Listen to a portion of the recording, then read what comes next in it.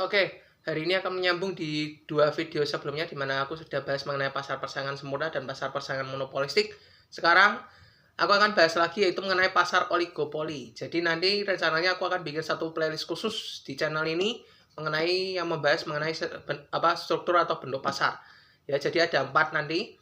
Yang pertama adalah pasar persaingan sempurna, yang kedua adalah pasar persaingan monopolistik, yang ketiga ini pasar oligopoli, dan nanti akan saya buat satu video lagi yaitu mengenai pasar monopoli. Nah, sebelum saya mulai untuk video kali ini, saya mau nanya dulu nih. Pernah nggak sih kalian itu tuh sadar kalau semisal di pasaran itu hanya ada beberapa perusahaan besar yang mampu menguasai satu jenis produk saja. Nah, kondisi ini yang disebut dengan pasar oligopoli. Lebih lengkapnya kita bahas sekarang, yaitu untuk pengertiannya sendiri. Pasar oligopoli itu adalah suatu jenis pasar yang dikuasai oleh beberapa perusahaan besar. Bukan satu, bukan juga banyak. Jadi, dia itu ada sedikit perusahaan saja, hanya sedikit. Sedikit itu sekali lagi tidak terdefinisi, teman-teman. Bisa 2, bisa 3, ya kan? Bisa juga 4. Dia tidak terdefinisi, tapi dia tidak banyak juga. Bukan satu dan juga bukan banyak. Sekali lagi itu. Oke? Nah, para perusahaan ini, para pengusaha-pengusaha ini itu saling mempengaruhi satu sama lain. Jadi terutama itu dalam halnya harga dan juga strategi pemasaran. Kemudian untuk ciri-cirinya kita bahas. Yang pertama adalah jumlah penjualnya itu sedikit tapi pembelinya banyak. Yang kedua produknya bisa sama atau sedikit berbeda. Jadi ini bisa homogen, bisa juga terdiferensiasi gitu ya. Kemudian setiap perusahaan itu sangat memperhatikan tindakan pesaingnya. Yang keempat, promosi dan iklannya itu sangat gencar. Dan yang kelima, nah ini yang kebalikannya dari kemarin yang pasar persaingan sempurna dan monopolistik, di mana perusahaan itu bebas untuk keluar masuk pasar. Tapi untuk di oligopoli sendiri, itu perusahaan baru itu sulit untuk memasuki pasar. Khususnya perusahaan baru ya, sulit bagi perusahaan baru itu untuk memasuki pasar.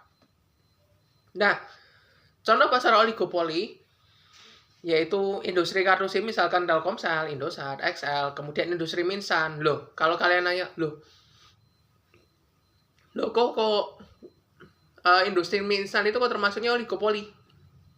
Oke, aku jelasin juga ya guys. Jadi yang kemarin aku bilang itu pasar persaingan monopolistik itu industri Minsan. Jadi menurutku kurang tepat ya guys, mohon maaf. Jadi untuk mie instan di Indonesia itu tepatnya disebut pasar oligopoli, jadi bukan monopolistik. Gitu. Nah, kenapa mie instan itu termasuk oligopoli? Jadi di Indonesia sendiri pasar mie instan itu dikuasai oleh beberapa perusahaan besar.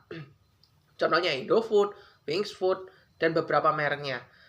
Nah, jadi dari ciri oligopoli yang kelihatan itu seperti pemain utamanya sedikit, perusahaan yang dominan seperti Indomie, kemudian harga mie instan antar merek itu relatif mirip ya, relatif mirip, bukan mirip tapi relatif. Iklan dan promosinya itu sangat-sangat agresif ya kan, kalau kalian lihat di TV-TV itu banyak banget ya kan iklannya, promosinya itu.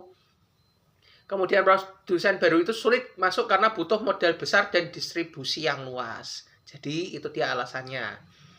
Oke. Kemudian yang selanjutnya ada industri sepeda motor guys. Nah itu juga termasuk pasar oligopoli. Untuk kelebihan dan kekurangannya, jadi kelebihan pasar oligopoli itu kualitas produknya itu cenderung baik dan inovasinya itu bisa terus berkembang.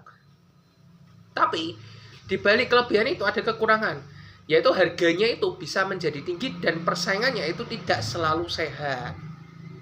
Nah, oke, jadi untuk kesimpulannya di pasar oligopoli itu adalah, jadi pasar oligopoli itu adalah suatu pasar yang dikuasai oleh beberapa perusahaan besar yang saling bersaing dan saling mempengaruhi.